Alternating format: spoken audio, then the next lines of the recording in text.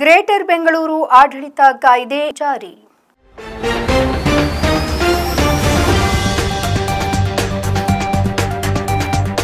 Greater Bengaluru ಆಡಳಿತ ಕಾಯ್ದೆಯನ್ನು ಮೇ 15ರಂದು ಜಾರಿಗೊಳಿಸುವಂತೆ ನಗರಾಭಿವೃದ್ಧಿ ಇಲಾಖೆ ಇಂದು ಅಧಿಸೂಚನೆಯನ್ನು ಹೊರಡಿಸಿದೆ.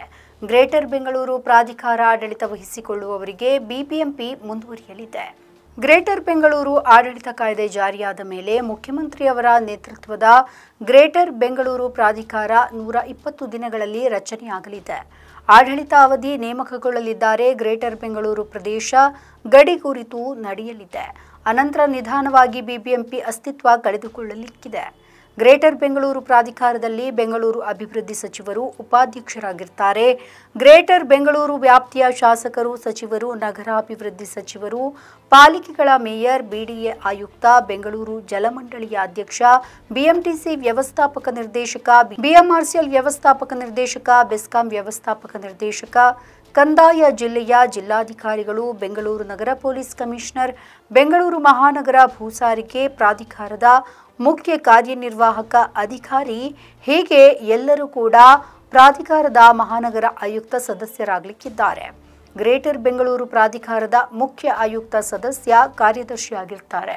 ಆಡಳಿತಾಧಿಕಾರಿ ನೇಮಕವಾದ ಮೇಲೆ ಕಾಯ್ದೆಗೆ ಅನುಗುಣವಾಗಿ ನಗರ ಪಾಲಿಕೆಗಳ ನಿಯಮಗಳು, ಕಾನೂನಿನ ಉಪಬಂಧಗಳು ರಚನೆಯಾಗಲಿಕ್ಕಿದೆ.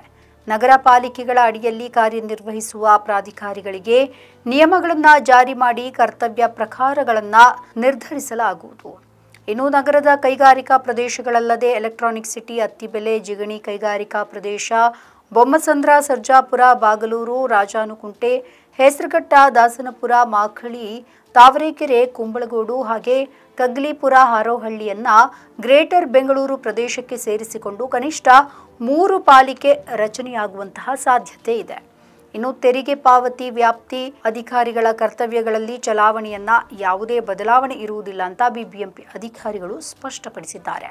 ಹಾಗಾದ್ರೆ ಈ ಗ್ರೇಟರ್ ಬೆಂಗಳೂರಿನಲ್ಲಿ ಇರುವಂತಹ ಪ್ರಮುಖ ಅಂಶಗಳು ಯಾವುದು ಅಂತ ನೋಡೋಕೆ ಹೋದ್ರೆ, ಗ್ರೇಟರ್ ಬೆಂಗಳೂರು ಆಡಳಿತ ಮಸೂದೆ 2024 ವಿಧಾನಮಂಡಲದಲ್ಲಿ ಮಾರ್ಚ್ 13ರಂದು ಅಂಗೀಕಾರ.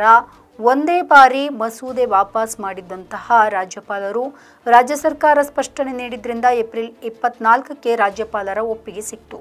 ಏಪ್ರಿಲ್ 24ರಂದೇ ರಾಜ್ಯಪತ್ರದಲ್ಲಿ ಪ್ರಕಟವಾಗಿತ್ತು. ಗ್ರೇಟರ್ ಬೆಂಗಳೂರು ಆಡಳಿತ ಕಾಯ್ದೆ 2024ರ 1ನೇ ಕಲಂ ಉಪಕಲಂನಲ್ಲಿ ಪ್ರದತ್ತವಾದಂತಹ ಅಧಿಕಾರವನ್ನು ಚಲಾಯಿಸಿ ಅಧಿಸೂಚನೆ ಪ್ರಕಟಿಸಲಾಗಿದೆ.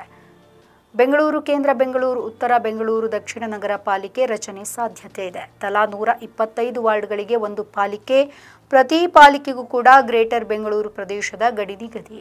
ಗ್ರೇಟರ್ ಬೆಂಗಳೂರು ಪ್ರದೇಶ ವ್ಯಾಪ್ತಿಯಲ್ಲಿ ಕಟ್ಟಡಗಳ ಗಾತ್ರ, ಎತ್ತರ, ನಿಯಮಗಳ ಬದಲಾವಣೆ ಸಾಧ್ಯತೆ ಇದೆ. ನಮ್ಮ ಈ ವಿಡಿಯೋ ನಿಮಗೆ ಇಷ್ಟ ಆದಲ್ಲಿ ಲೈಕ್ ಮಾಡಿ, ಶೇರ್ ಮಾಡಿ, ಕಮೆಂಟ್ ಮಾಡಿ ಮತ್ತೆ ಸಬ್ಸ್ಕ್ರೈಬ್ ಮಾಡಿ.